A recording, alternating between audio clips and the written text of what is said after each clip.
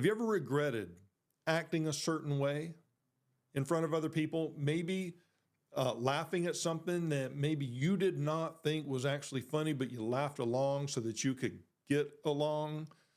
Have you ever wanted to laugh at something because you thought it was funny, but you didn't and you held back because of the crowd around you? You ever done things like that?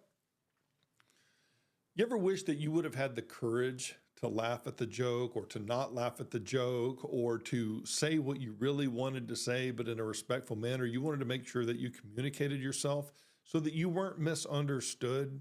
Have you ever held back like that? Now, sometimes holding back is good. I'm not talking about the responsible holding back, the self-control holding back.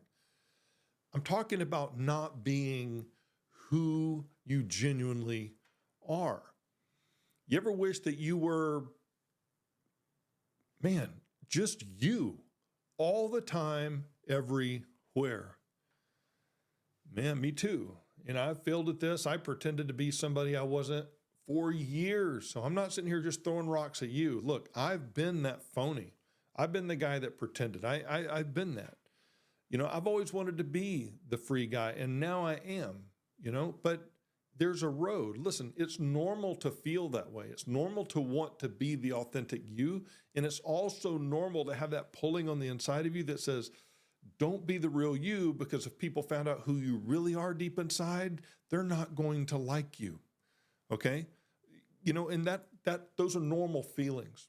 We have a natural tendency to want to be liked, to want to be accepted. And honestly, there's nothing wrong with that.